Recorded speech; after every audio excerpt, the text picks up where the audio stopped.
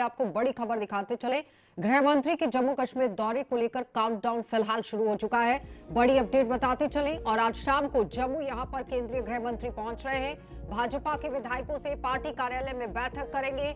जम्मू कश्मीर की सुरक्षा व्यवस्था का भी जायजा लेंगे। इस वक्त की बड़ी अपडेट आपके सामने, जहां पर गृह मंत्री के जम्मू कश्मीर दौरे को लेकर काउंटडाउन की शुरुआत हो चुकी है। आज शाम को जम्मू यहां पर केंद्रीय गृह मंत्री पहुंच रहे हैं और सुरक्षा के लिहाज से बैठकें भी की जाएंगी और लगातार आप देखिए जानकारी हासिल करने की कोशिश की जाएगी कि आखिर कहां पर चूक रह गई है कि आतंकी गतिविधियां लगातार देखने को मिल रही है। क्योंकि छिटपुट घटनाएं जिला कठुआ के अंदर भी देखी गई, जिला उधमपुर के अंदर भी संदिग्ध देखे जा रहे हैं। तो उसी को मद्देनजर रखते हुए सुरक्षा को लेकर यहां पर मीटिंग हो सकती है, समीक्षा बैठक हो सकती है। जम्मू कश्मीर की सुरक्षा व्यवस्था का भी जायजा लिया जाएगा। और बताते चलें कि उमर अब्दुल्ला की सरकार बनने से बाद में अगर बात की जाए तो ये पहला दौरा काफी अहम माना जा रहा है। लेकिन गृह मंत्री अमित शाह आज 6 अप्रैल है, रविवार का दिन है, जम्मू के दौरे पर पहुंचेंगे। जम्मू कश्मीर का ये दौरा काफी अहम माना जा रहा है। 3 दिवसीय दौरा है और एलओसी पर बनी हुई चौकियों पर भी हालात का जायजा लेने की कोशिश की जाएगी। आईबी पर भी किस तरह से यहां पर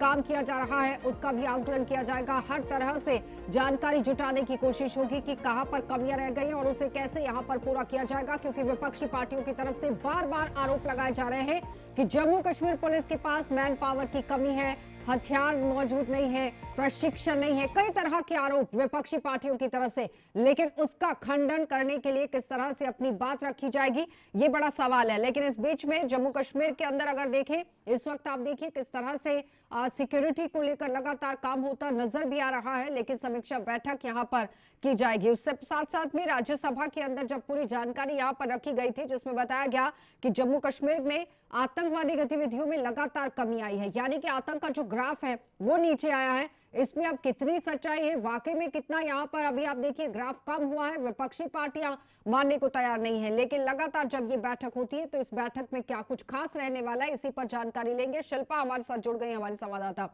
शिल्पा, अपडेट कीजिएगा, कौन कौन लोग बैठक में मौजूद रहने वाले हैं और कब तक अमित शाह पहुंचने वाले हैं? सबसे पहले तो इस पर जवाब दीजिए। जी बिल्कुल, देखिए गृह मंत्री अमित शाह जो कि शाम को करीबन 6 बजे जो है वो एयरपोर्ट पहुंचेंगे और उसके बाद वो राजभवन की तरफ जो है वो प्रवेश करेंगे, यानी कि 6:40 पर जो है वो राजभवन की तरफ वहां पर प्रवेश करेंगे। और उसके बाद करीबन 8 बजे जो कि भारतीय जनता पार्टी कार्यालय में वो पहुंचेंगे और 8 से 9 बजे के बीच ये बैठक जो है वो एमएलए के साथ, यानी कि 28 एमएलए के साथ रहने वाली है। और ये बैठक काफी ज्यादा जो है वो अहम मानी जा रही है।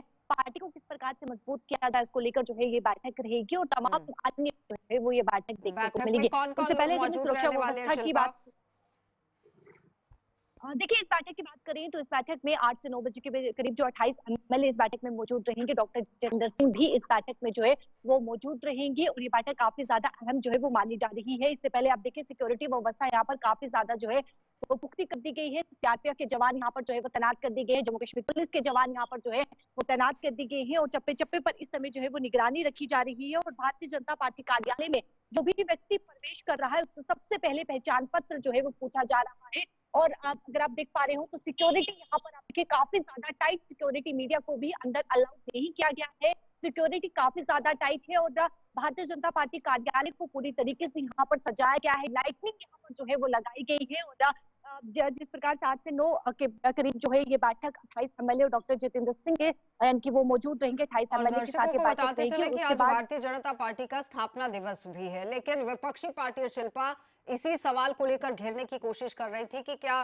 स्थापना दिवस को लेकर ये दौरा अहम है या फिर सिक्योरिटी के लिहाज से। क्योंकि जिस तरह से कठुआ के अंदर हमने अपने 4 जवानों को खो दिया है, सबसे पहले तो इस पर बैठक होनी चाहिए। किस तरह की पूरी आपके पास शेड्यूलिंग है कि कहां कहां पर मीटिंग्स होंगी? देखिए जिस प्रकार से स्थापना की अगर बात करें तो वो भी बेहद ही अहम है। सबसे पहले जब वो पहुंचेंगे यहाँ पर तो यहाँ पर जो है वो कार्यक्रम किया जाएगा और उसके बाद जो है वो बैठक की जाएगी। देखिए 7 तारीख की अगर मैं बात करूं तो 7 तारीख जो कि काफी ज्यादा ये अहम 7 तारीख रहने वाला है।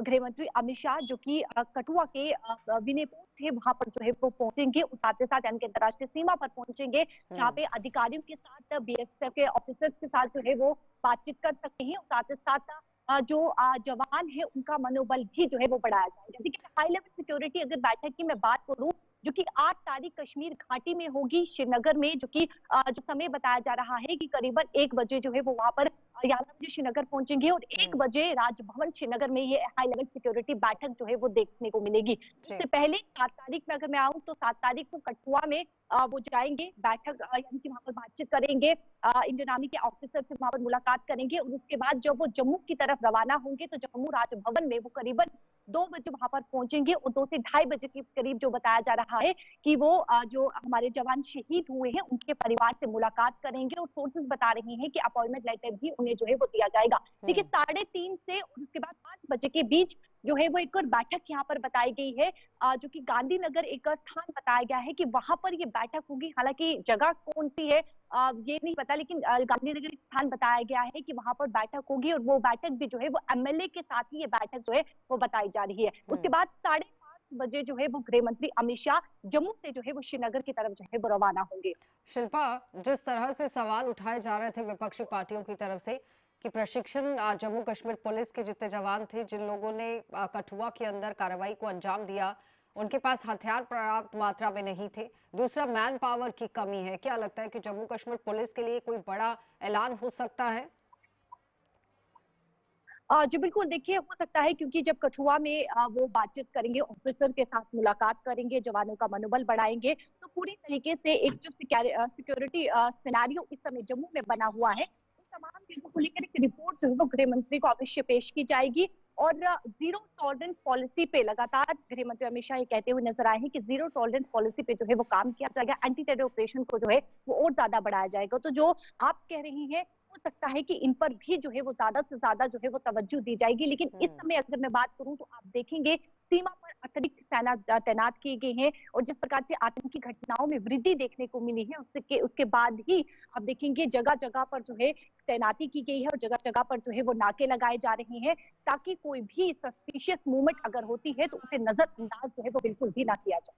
अच्छा, एक और आखिरी सवाल है शिल्पा कि नेशनल कॉन्फ्रेंस की सरकार बनने के बाद ये पहला दौरा गृह मंत्री का है, सीएम के साथ भी मुलाकात होने वाली है, कुछ अपडेट आपके पास? देखिए सोर्सेज बता रहे हैं कि सीएम उमर अब्दुल्ला के साथ वो मुलाकात कर सकते हैं, लेकिन अभी तक इस पे कोई भी पुष्टिकरण सामने नहीं आया। जब हमने भी नेशनल कॉन्फ्रेंस के लीडर से बातचीत करने की कोशिश की तो उन्होंने कहा कि हो सकता है कि वो मुलाकात करें, बातचीत करें, जो इस समय जिस प्रकार से यानी कि जम्मू रीजन में जो स्थिति है उसको लेकर बातचीत हो सकती है या फिर और भी कई मुद्दों पर बातचीत हो सकती है, लेकिन अभी तक पुष्टिकरण नहीं है कि क्या सीएम उमर अब्दुल्ला से वो मुलाकात करें, क्या ठीक है शिल्पा, कोई बहुत बैठक बहुत होगी या धन्यवाद नहीं। जुड़ने के लिए। तो फिलहाल जम्मू कश्मीर के अंदर अमित शाह का